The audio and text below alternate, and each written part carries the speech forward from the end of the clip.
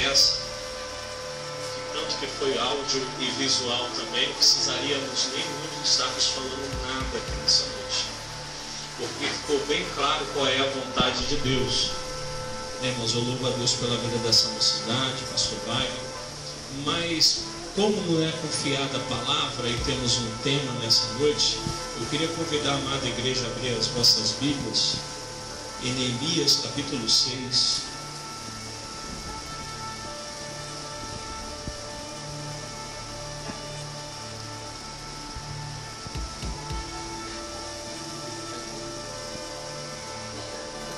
Verso 3.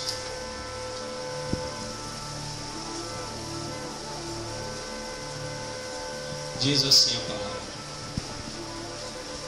por essa razão enviei-lhes mensageiros com esta explicação: estou executando um grande projeto e não posso descer agora.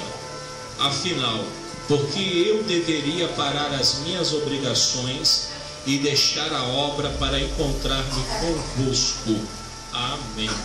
Mas antes de assentar, abrimos as nossas Bíblias em Neemias capítulo 1, verso 4, parafrasear com esse texto, 1:4. A minha tradução é um pouco diferenciada dos irmãos, até mesmo por causa que se trata de uma Bíblia mais de estudo, mas o significado é o mesmo. Neemias, nada impede dos irmãos acompanharem vossas Bíblias. Neemias 1, verso 4. Aleluia.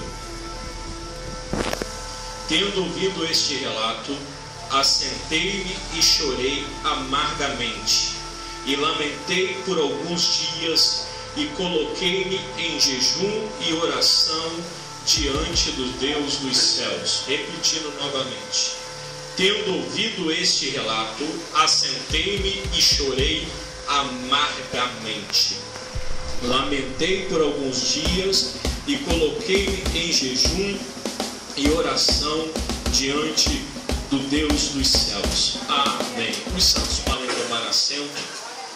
Eu queria pedir permissão ao pastor Francisco, dentro dessa oportunidade, posso estar louvando? E quando eu falo se eu posso estar, na realidade é o nosso irmão, né? Porque na obra de Deus todo mundo tem uma função. Eu vou aproveitar esse tempo meu para poder estar adorando o Senhor. Presbítero, vou descer, por gentileza.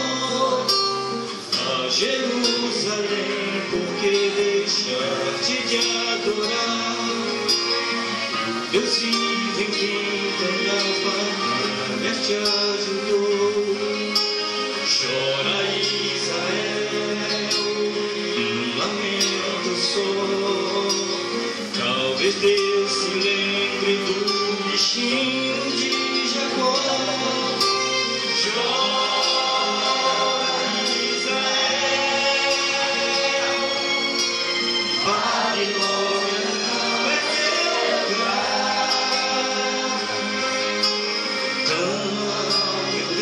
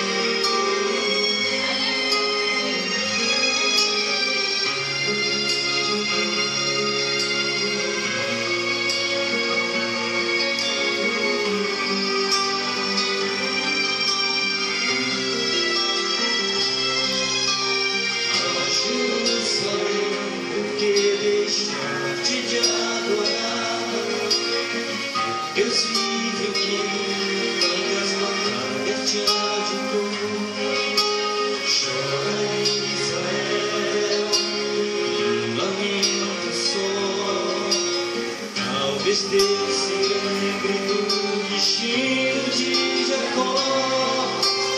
Clama Israel, Babilônia não é teu lugar. Clama ao teu Deus, Ele te ouvirá. Vem te libertará. Chora Israel, Babilônia não é teu lugar. Clama ao teu Deus, Ele te ouvirá. O inimigo te libertará.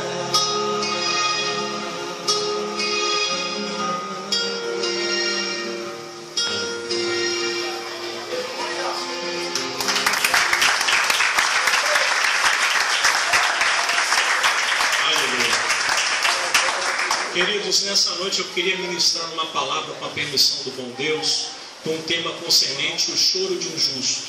Você pode olhar para a pessoa que está ao teu lado e falar assim: o choro de um justo tem efeito. Né, queridos? Bom, o hino que o nosso irmão acabou de louvar, ele retrata muito bem a primeira parte dessa mensagem. O texto que eu quero estar abordando nessa noite no livro de Neemias, eu quero recuar um pouco mais na história antes de chegar nesse momento, para ser exato, mais ou menos uns 90 anos antes. Irmãos, a palavra nos ensina que o povo de Israel, nação eleita de Deus, escolhida por Deus, Deus tinha um projeto nesse povo. E o projeto, quando Deus fala que tem um projeto, é um projeto de vitória, é um projeto lindo. Mas muitas das vezes nós queremos tomar esse projeto em nossas mãos e elaborar conforme os nossos ideais. E todas as vezes que nós tentamos tomar os projetos em nossas mãos, as coisas começam a sair dos seus lugares. E a palavra nos diz que dentro desse projeto que Deus tinha com o povo de Israel, Deus estabeleceu algumas regras. Primeira coisa que eu quero falar nessa noite, eu vou pedir a tua ajuda, que você olhe para a pessoa que está ao teu lado e fala assim: Deus tem um projeto na sua vida. E glória a Deus por esse projeto, porque é um projeto de vitória. Porém, esse projeto, Deus estabelece regras que não podem ser quebradas. E Deus estabeleceu regras para o povo de Israel. Mas conforme a história bíblica nos relata, o povo de Israel, ele constantemente quebrava essas regras. E isso foi ocasionando para eles males. Não que Deus o quisesse, mas pelas próprias consequências dos seus atos, os males vieram sobre eles. E um desses males foi que é uma das coisas mais terríveis que pode haver para um servo de Deus. É a não aprovação de Deus. Olhe para a pessoa que está ao teu lado e fala assim: a falta da aprovação de Deus é um mal terrível, ao ponto de Moisés reconhecer bem isso. E o próprio Moisés, ele fala: se o Senhor não for conosco, ou seja, se o Senhor não estiver conosco aprovando a cada dia, eu também não irei continuar. A falta da aprovação de Deus nos faz estarmos sozinhos em nossos projetos. E coisa horrível é para o homem ele estar sem a presença de Deus. Pode ser o projeto mais infalível da sua mente, mas se você apresentar diante de Deus em oração, Ele ainda vai mostrar falhas no seu projeto. Irmãos, e Deus toma uma atitude de deixar Israel pelos seus próprios feitos. E as consequências vêm sobre Israel. Israel começa a tomar uma postura de adorar outros deuses, que nós chamamos, que eles viram um prostituto cultual. Eles adoram outros deuses, eles se prostituem com outros deuses, eles são infiéis a Deus. E isso vai trazendo consequências no decorrer da história, ao ponto de Deus falar assim: agora chega, agora eu vou deixar vocês totalmente a mercê. Vocês vão fazer agora o que está no coração de vocês, porém a minha mão não vai estar, mas a consequência vai vir. Uma das coisas lindas de Deus, irmãos, que até mesmo a consequência, Ele nos revela a consequência antes que ela aconteça. Antes que aconteça qualquer coisa, Deus pega e fala: olha, se você continuar por esse caminho, vai acontecer isso. Porém, o povo a si mesmo não deu ouvido à voz dos profetas que Deus o levantava. Ao ponto de Deus levantar Isaías, irmãos. E eu acho uma coisa linda na vida do profeta Isaías. Eu vou pedir atenção, que daqui a pouco os irmãos vão entender o que eu quero falar. Uma das coisas lindas na vida do profeta Isaías, que foi um profeta que não viu nenhuma das suas profecias se realizarem. E foi um dos profetas mais extraordinários, ao ponto dele receber o título de profeta messiânico. Um profeta que previu até mesmo como seria a concepção do nascimento do próprio Deus, do Cordeiro de Cristo Jesus. Quando ele fala: virgem conceberá e dará à luz. Tu imagina essa revelação naquela época. Irmãos, as pessoas recebiam a priori a profecia, mas no decorrer da caminhada, no decorrer dos anos, elas apagavam as advertências de Deus no seu coração. E aconteceu o que os profetas predizeram, falaram, ao ponto de o povo de Israel ser levado cativo. E eles teve 3 períodos, teve 3 investidas contra Israel. E no período de 11 anos, Israel foi saqueada, Israel foi destruída, Israel foi levada cativa, e no último cativeiro ela é levada com a sua terra totalmente destruída. Conta-se os anais da história, que é o ponto de, quando Israel é retirada, o rei, ele coloca em Israel estrangeiros dentro da terra, e Israel é levada, irmãos. Fala-se os salmos, que na ida deles para a Babilônia, os soldados falam assim, através do comando de Nabucodonosor, falam para eles: cantem, louvem ao Deus de Israel. E eles falam: como poderem louvar? As harpas estão nos salgueiros, não tenho alegria para poder louvar, não tenho mais a felicidade de estar adorando. E eles são levados cativos para dentro da Babilônia. Irmãos, assim cumpriram um período de 70 anos. Olhe para a pessoa que está ao teu lado e fala assim: período de 70 anos. Mas nesse período de 70 anos, eles presos dentro de Babilônia, Deus não esqueceu deles. Primeira coisa que eu quero falar: até o castigo de Deus, Ele usa de beneplácito, de misericórdia com as nossas vidas. Você pode olhar para a pessoa que está ao teu lado e falar assim: até o castigo de Deus, a misericórdia dele em nossas vidas. Tem quantas pessoas que falam assim: poxa, mas Deus está me açoitando, Deus está me castigando. Se for Deus que estiver te exortando, se for Deus que estiver trazendo a consequência dos seus atos para a tua vida, você pode levantar a tua mão hoje para o céu e dar graças a Deus e glória a Deus, porque até mesmo nesse castigo, a boa mão de Deus de misericórdia atuando na sua vida. Horrível coisa é nós sermos castigados pelos nossos atos fora da poderosa mão de Deus. Irmão, por isso que algumas vezes dentro da igreja, esse não é o tema, isso aqui é só a introdução para os irmãos entenderem. Por isso que dentro da igreja, às vezes, quando há disciplina, algumas pessoas falam assim: bom, pastor, foi tão duro, para que essa disciplina? Para que essa exortação? Para que essa palavra? Eu quero que você entenda que é na disciplina a misericórdia de Deus. Na palavra de exortação, a misericórdia de Deus. Qual pai que não exorta o filho que ama, não é verdade? Não é assim, pastor? Exorta ou não exorta? Quando o pai não exorta o filho, é porque ele deixou de amar. E assim foi com Israel. Dentro do cativeiro, irmão, Deus usa de extrema misericórdia. O povo vai triste, o povo é escravo. Mas dentro de Babilônia, Deus cria situações para que o povo prosperasse em Babilônia. Olhe para a pessoa que está ao teu lado e fala assim: mesmo dentro do cativeiro, o povo prosperava. O povo crescia, o povo era abençoado. Nós vamos ler a compilação do texto de Neemias, Esdras, Esther. Nós vamos ver o que Deus realiza de modos magníficos e miraculosos para que o povo pudesse ser abençoado. Mas a Bíblia nos fala que vai chegando um período de mais ou menos 60 anos, a história nos fala, chegando um período de 60 anos de cativeiro, Deus permite uma parte do povo sair. Olhe para a pessoa que está do lado e fala assim: uma parte do povo sai. Uma parte do povo sai com Zorobabel e o sacerdote Josué, eles vão para Jerusalém. E quando eles chegam lá, eles vão com um intuito. Eles vão com o intuito de edificar novamente o templo. E quando eles chegam, que eles deparam com a cena, que eles veem o templo totalmente destruído, porque tinha sido colocado fogo, os muros estavam arrebentados, as casas no Israel estavam entregues. E interessante que eles começam a olhar e eles, mesmo dentro daquele cenário de horror, eles se alegram. Por quê? Porque eles estavam dentro da pátria deles. Eles tinham regressado para a pátria, aquela primeira leva. E eles começam a reconstruir o templo. Irmãos, veja bem. Eu sei que de repente essa palavra, a priori, ela não é muito agradável. Mas eu aprendi uma coisa.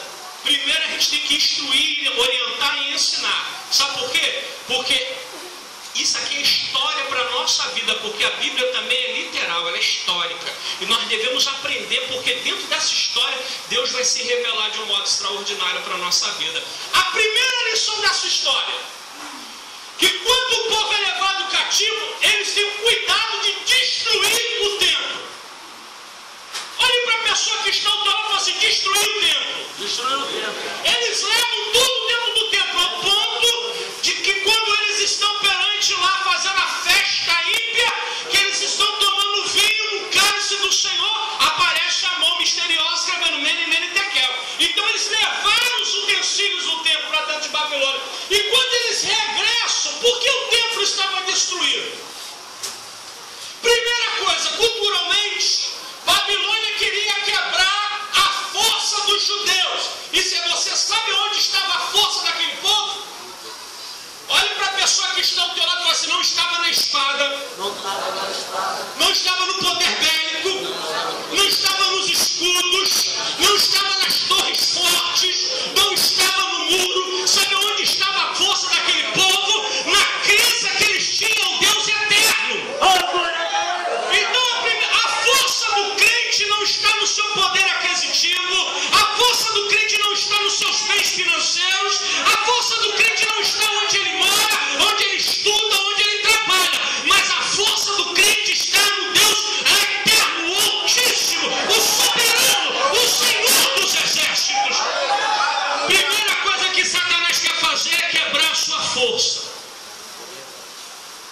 Primeira coisa que ele fez foi quebrar a adoração do povo, destruir o templo. E o que eles voltam com a primeira coisa que está no desígnio do coração deles?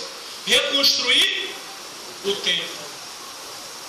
Irmãos, olhe para a pessoa que está ao teu lado e fala assim: quais são as suas prioridades? Oh meu Deus. Repita novamente: quais são as suas prioridades? Quem quer ter uma vida de bênção, de vitória, de conquistas? Primeiro temos que ver onde estão as nossas prioridades. Israel estava destruída, mas a prioridade daquele povo de Zorobabel era o quê? Reconstruir o templo. E quando ele começa a reconstruir o templo, que eles começam novamente a edificar a sua cultura, porque estava muito junta a cultura com a crença, com a fé, o que se levanta? Os inimigos, os samaritanos. Seriam os povos que estavam contrários à reconstrução de Jerusalém. É um dos povos. Irmãos, toda vez que você botar prioridade para edificar a sua vida com Deus, você criar novamente um elo com Deus, sempre vai se levantar alguém, alguma coisa para poder impedir esta construção, esta edificação. E você sabe o que eles usam? Usa isso aqui, olha que coisa diabólica. Pastor Adilson, pastores, estão edificando o muro com uma única intenção, o templo com uma única intenção. Eles querem se revoltar contra ti, ó rei. Eles querem novamente, esse povo é presunçoso, é soberbo, esse povo é altivo, esse povo quer levantar novamente esse templo para poder se colocar como oposição ao teu reino. Não é assim, irmão? Toda vez que alguém quer buscar a Deus, toda vez que tem alguém que se dedica no coração para se esforçar, para estar buscando o Senhor, como é que muitas das vezes a conversa que escutamos? É presunçoso, é soberbo, é altivo, é metido, é não sei o que, para que isso, para que aquilo. Qual a única intenção desses comentários, sabe o que? Esfriar o desejo do seu coração. E é isso que aconteceu, o coração deles se esfriaram. Eles ficaram abatidos. Eles não quiseram dar continuidade, o templo parou a edificação. Mas olhe para a pessoa que está ao teu lado e fala assim: todas as vezes que alguém se levantar para esfriar a sua fé, para abater a sua fé, para diminuir a sua caminhada, Deus sempre tem profetas prontos para levantar, para falar algo de Deus para a sua vida. Deus manda profetas que saem de dentro de Babilônia para poder profetizar e falar assim: não pare, não desanime, continue. O tempo precisa ser edificado, precisa ser levantado novamente. Oh, glória a Deus. E no período exato, aproximadamente de 21 a 23 anos, eles edificam o templo. O templo estava pronto, que coisa linda. Não estava com a glória do templo de Salomão, mas já estava edificado. Porém, o texto nos fala, a história nos diz, irmãos, que mesmo o templo edificado, mesmo o templo construído, irmãos, os costumes do povo não tinham cessado. Eles já não estavam mais em Babilônia, eles já estavam na terra deles. Porém, eles não poderiam estar se alegrando no templo. Por causa do quê? Porque a prática que era exigida para que o templo voltasse a funcionar já não estava mais no coração deles. Meu Deus. Não estava. Aí não poderia mais ter as festas e as alegrias, porque tudo que era contrário à lei, eles faziam. Faziam por dois motivos. Olhe para a pessoa que está ao teu lado e fala assim: as pessoas só erram por dois motivos. E isso é uma verdade. Primeiro motivo: erram porque não sabem. Olhe para a pessoa que está ao teu lado e fala assim: erra porque não sabem. Segundo motivo: erram porque querem errar. Havia esses dois tipos de pessoas. O que acontece? Aí passa um período mais extensivo. Quem vem? Vem Esdras, o reformador, com uma única intenção. Esdras não foi para edificar muro.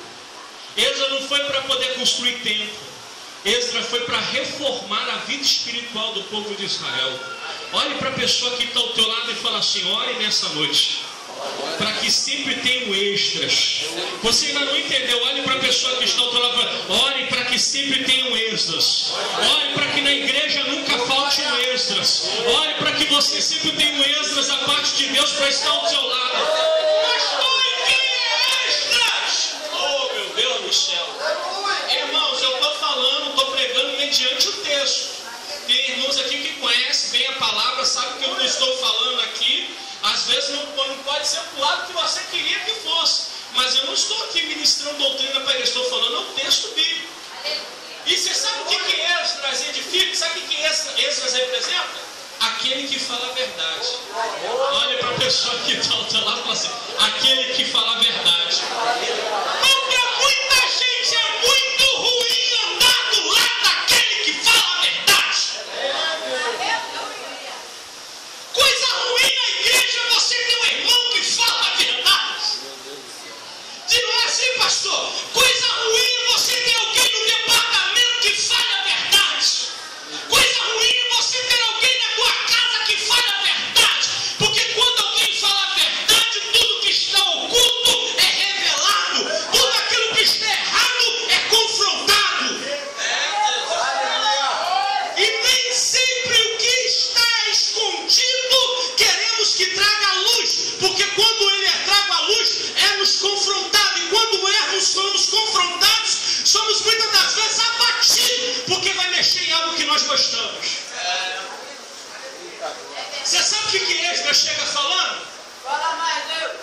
Xanda Calabas. Olha o que Esdras chega falando. Aleluia.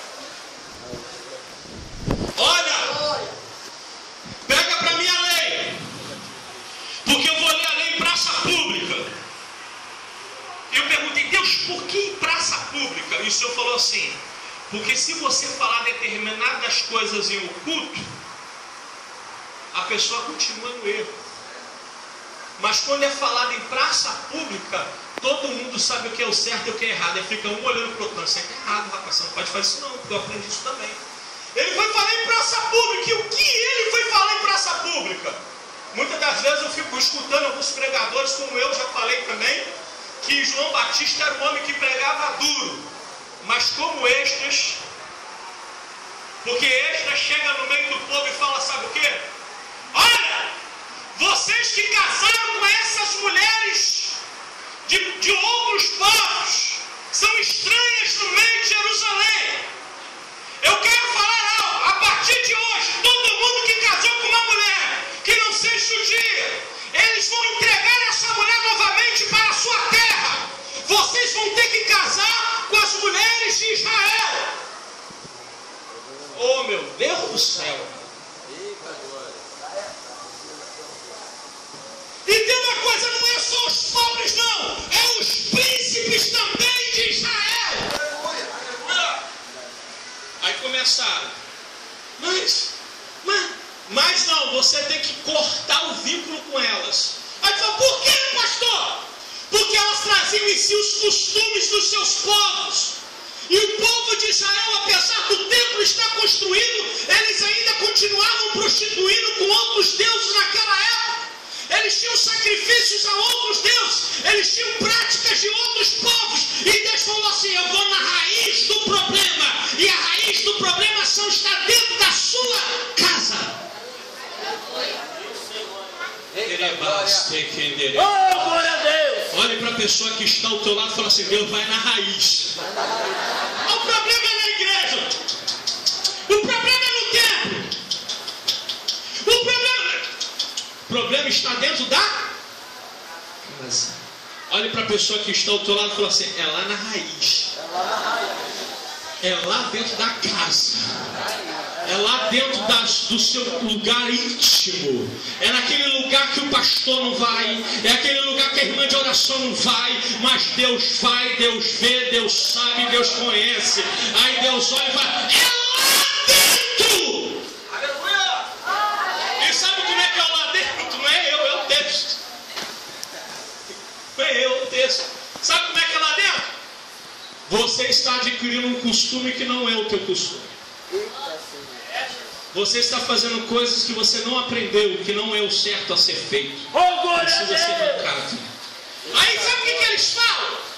Senhor, Esdras, deixa passar o inverno.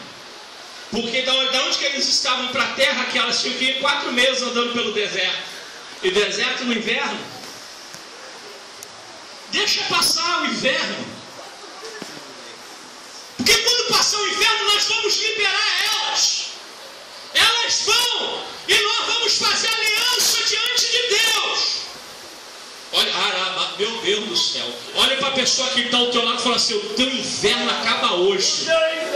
Você não entendeu? Olha para a pessoa que está ao teu lado e fala, o teu inverno acaba hoje. Você não entendeu? Olha mais uma vez para a pessoa que está ao teu lado e fala assim, o teu inverno acaba hoje. Porque a primavera chegou. E é tempo de cantar. É tempo de cantar. É tempo de cantar.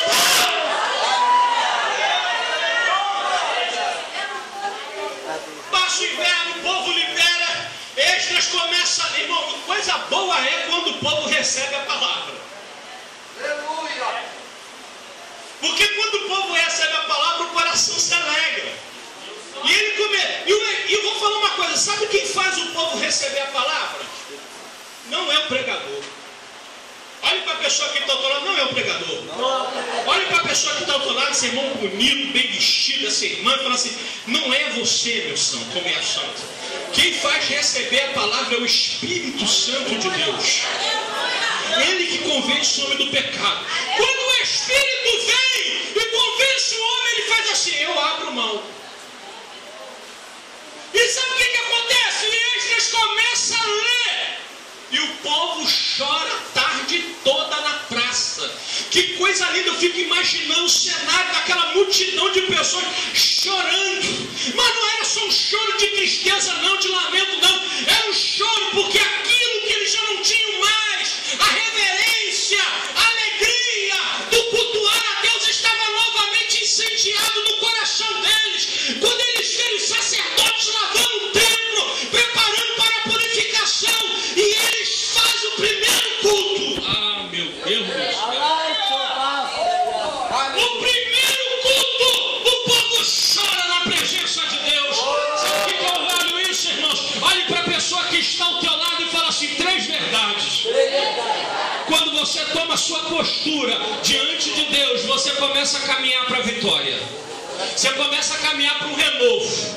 Segunda verdade, irmãos: quando você, irmãos, está pronto para ouvir a palavra de Deus, de coração aberto, todo o seu modo de pensar e de ver muda. E eu quero abrir um parênteses para falar isso aqui. Eu estava hoje com meus filhos em casa e nós estávamos conversando.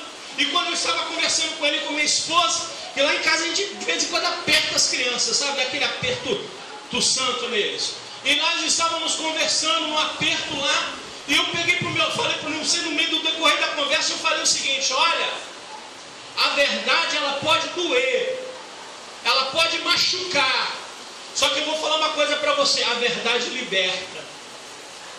Olhe para a pessoa que está ao teu lado: liberta. E liberta do que, pastor? Olha para a pessoa da angústia, da tristeza, da dor, da frieza, do abatimento, do desânimo. A liberdade vai te libertando, vai te fazendo você ter um prisma diferente das coisas. E terceira verdade, irmão, quando você está nesses 2 pontos, o terceiro ponto, sabe o que é? O teu coração vira um altar vivo de Deus. Olha para a pessoa que está ao teu lado e fala: você já imaginou você hoje um altar vivo? Você ainda não entendeu? Olha para a pessoa, um altar vivo. Você sabe o que é altar vivo? Tudo que você fizer Deus receber. Olha para a pessoa que está ao teu lado assim: tudo que você fizer você receber. Se você abrir o braço, Deus está recebendo. Se você dar glória a Deus, Deus está recebendo. Se você estiver andando, Deus está recebendo. Aonde você vai, Deus recebe, porque você é um altar.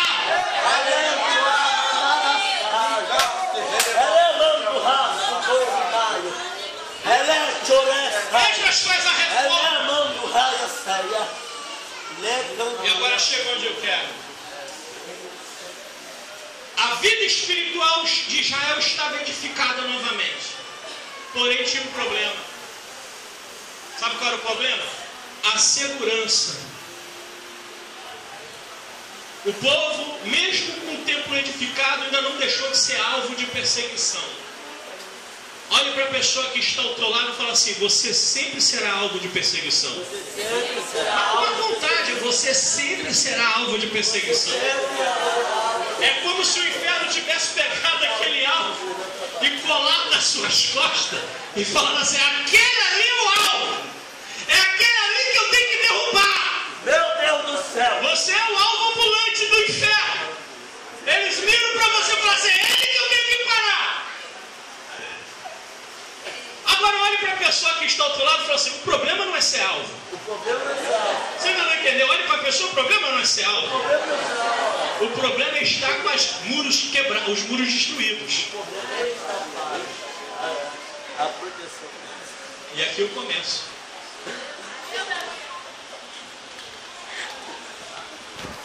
Como assim, pastor? Neemias estava no palácio de Artaxerxes. Aleluia. E chega, uns falam que é primo, outros falam que eram amigos. Chega Euquias ou Acalias, e ele vai correndo perguntar: como está Jerusalém? Como está a terra dos nossos pais?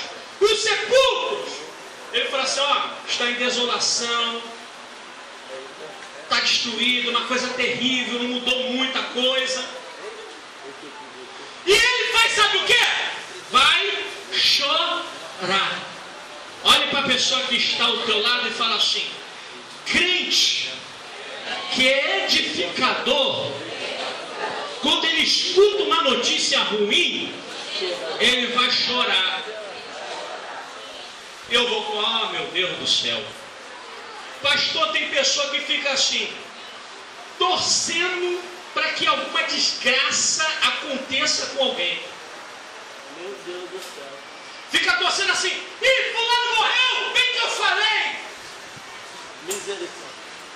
Fulano desviou, bem que eu falei. Meu Deus do céu. Ah, então ora para que aquele Deus leve aquele cachaceiro de uma vez e deixe a tua vida livre. Meu Deus.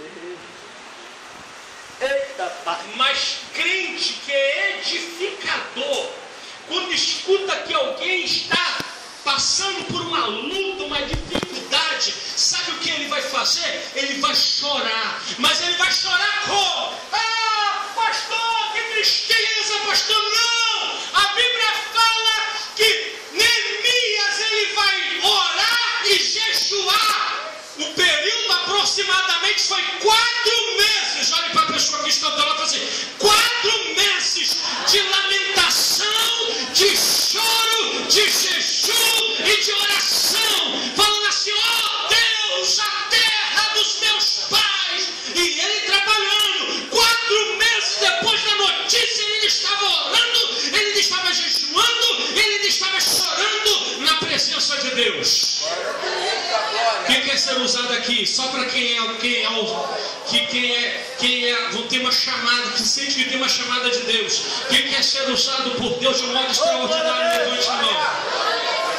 Eu tenho uma notícia para você. Deus não vai te chamar pela exegese que você domina. Deus não vai te chamar pela sua homilética. Deus não vai te chamar pelo teu conhecimento. Deus não vai te chamar pela tua aparência. Deus não vai te chamar pela postação da tua voz. Deus vai te chamar quando Ele olhar para você e ver que quando você recebe uma notícia, você está disposto a chorar, você está disposto a jejuar, você está disposto a clamar para que haja um mover de Deus. Deus procura homens, numa linguagem metamórfica aqui, Deus procura homens que chorem junto com eles. Olhe para a pessoa que está ao teu lado e fala assim, Deus procura homens que chorem. Pastor Francisco, sabe por que Deus te escolheu e botou você aqui? Quantas vezes o senhor chorou por essa obra? Meu Deus do céu. O senhor já chorou por essa obra, pastor? O senhor já chorou por alguma alma aqui? Pastor, quando alguma alma se desviou do aprisco, como é que ficou o seu coração? Irmão, pastor já chorou pela alma? A senhora já viu ele chorar por alguém? A senhora já viu ele clamar por alguém? A senhora já viu ele jejuar por alguém? A senhora já viu ele se abater por causa de alguém? Sabe o que é isso? É assim que Deus chama homens para fazer uma grande obra. Olhe para a pessoa que está ao teu lado e fala assim, passe a chorar, passe a gemer, passe a clamar, passe a jejuar. E Deus vai te levantar para uma grande obra. 4 meses se passam. Ele está servindo o rei. Mas o que o rei olha para ele e fala assim, o que foi? Por que o teu semblante está tão abatido?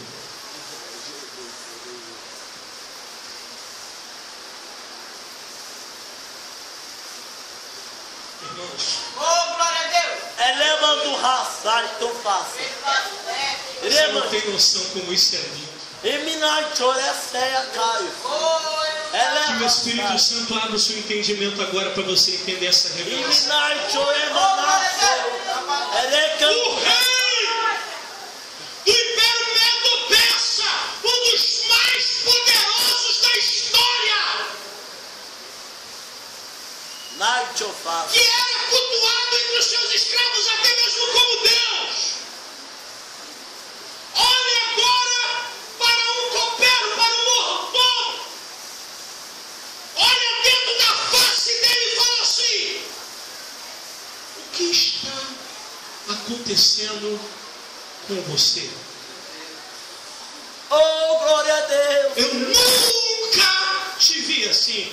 Quer dizer que o rei reparava em quem? Quer dizer que o rei poderoso reparava em quem? Você ainda não entendeu essa revelação? Olhe para a pessoa que está ao teu lado e fala assim, o rei está te reparando. Eu não falo de Ciro,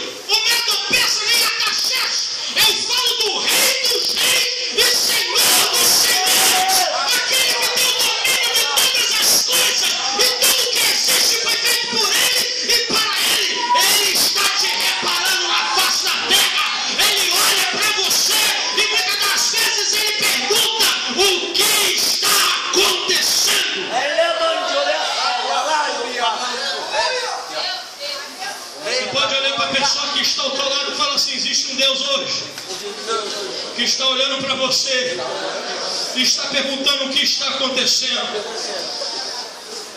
Às vezes o teu esposo não vê, a tua filha não vê.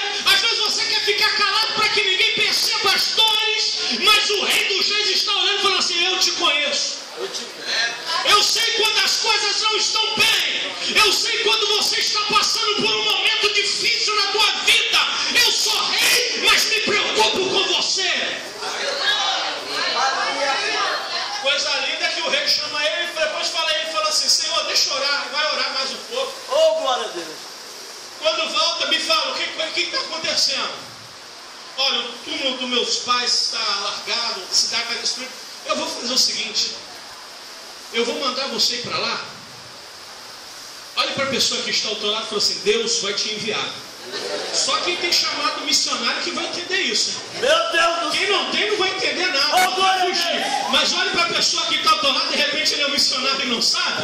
Olhe para ele e fala assim: Deus vai te enviar. Deus vai te enviar. Para onde? Estados Unidos, pastor? Flórida, Canadá, Holanda, não. Deus vai te levar para um cenário de terror. Olha para a pessoa que está ao teu lado, Deus vai te levar para um cenário de horror. Vai te levar para uma terra destruída, acabada. Oh, glória a Deus. Irmão, tem algumas pessoas: eu vou fazer a obra num lugar lindo. E eu quero falar que missionário de Deus só vai para lugar feio. Olha que a pessoa que está falando, só vai para lugar feio, lugar destruído. Porque se for um lugar bonito, não precisa de ter um missionário lá, não é verdade? Deus só manda pessoas para resolver problemas. Olhe para a pessoa que está ao teu lado e fala assim: quando Deus te enviar, Deus está batendo nas tuas costas e dizendo: vai lá, filho, que eu conto contigo. Pode ir com essa tua força, porque eu vou contigo. Aleluia.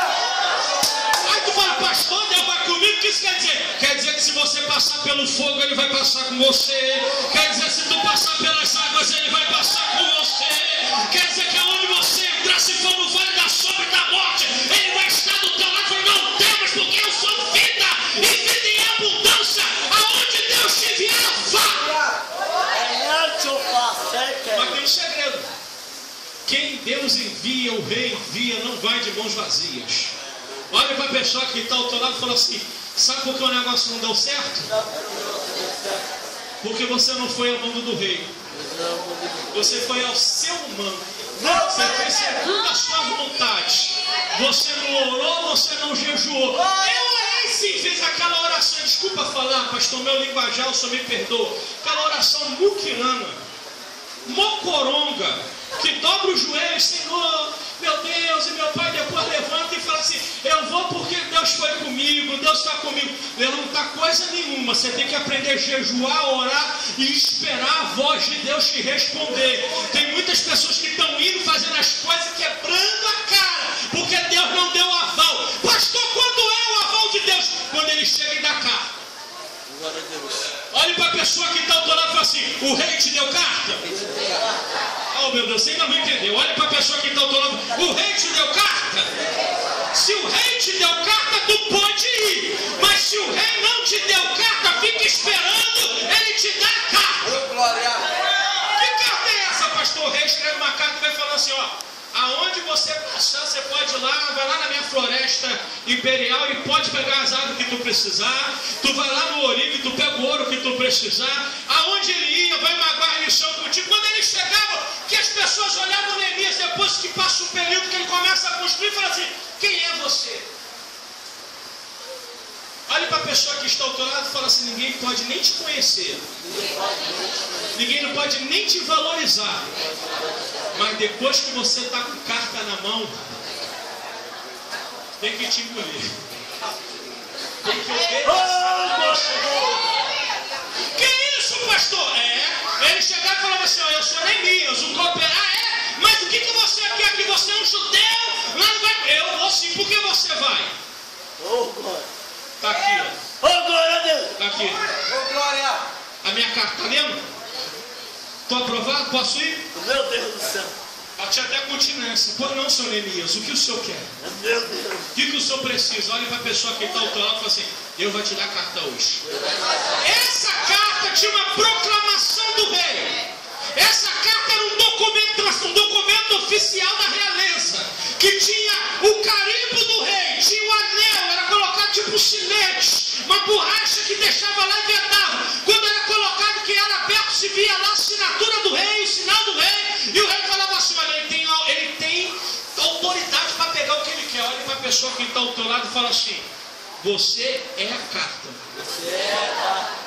Você ainda não entendeu, eu quero terminar aqui. Olha para a pessoa e fala assim: você é a carta. Você é a carta. Mais uma vez. Você é a carta. Mas a carta que não tem selo, pode falar, não serve para nada. Não serve para nada.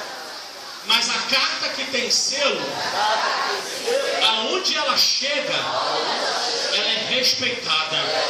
Olha para a pessoa que está ao teu lado: cadê o teu selo?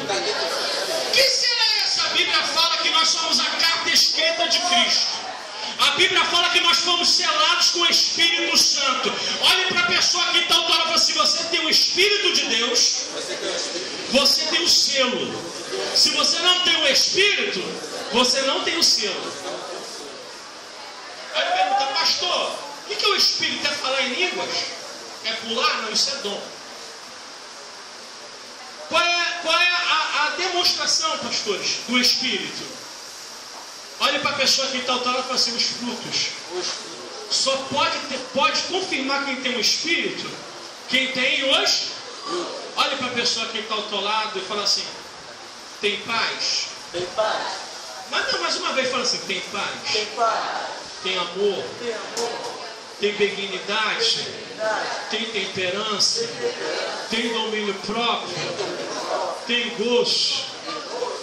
Então você tem o Espírito. Olhe para a pessoa e fala assim: e se não tiver?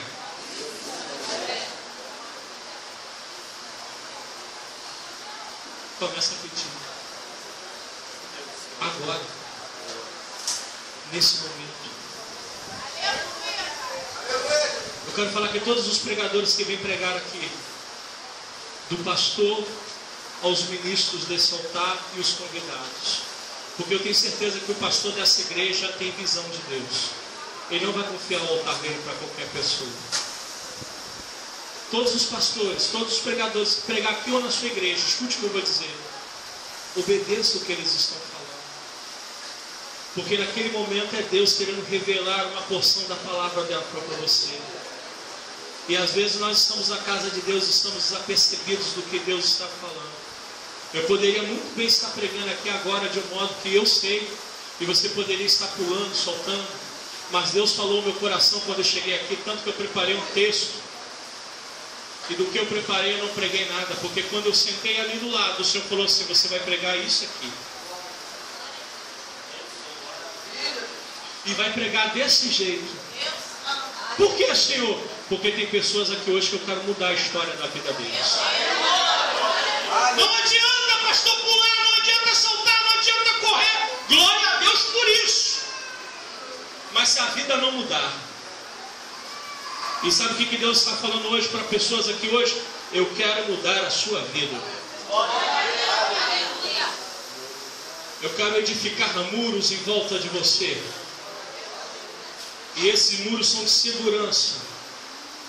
E você sabe como é que os muros eram edificados? Todos tinham que se envolver na obra. Ninguém poderia ficar de fora. Crianças, homens e mulheres, príncipes tinham que se envolver na obra. Olhe para a pessoa que está ao teu lado e fala assim: não adianta se as irmãs se envolverem e você não se envolver. Todos têm que se envolver. Mas eu não sou membro daqui. Na sua igreja você tem que se envolver. Se você não se... Por quê, pastor? Porque a intensidade geográfica era muito grande, o contorno do muro. O povo do norte não podia fazer a obra do lado sul, nem do sul do norte. Sabe como é que tinha que fazer? Quem morava no norte, que ia lá fazer a obra. Uma questão de estratégia. Tinha que estar com a espada na mão. Olhe para a pessoa que está ao teu lado e fala assim: não adianta você contar só com o pastor. Porque o pastor vai te ajudar na igreja, a palavra na igreja, mas quando tu estiver na tua casa, quando tu estiver no teu trabalho, quem vai edificar o muro? Olhe para a pessoa que está ao teu lado, você tem que edificar o teu lado do muro. pessoa, você tem que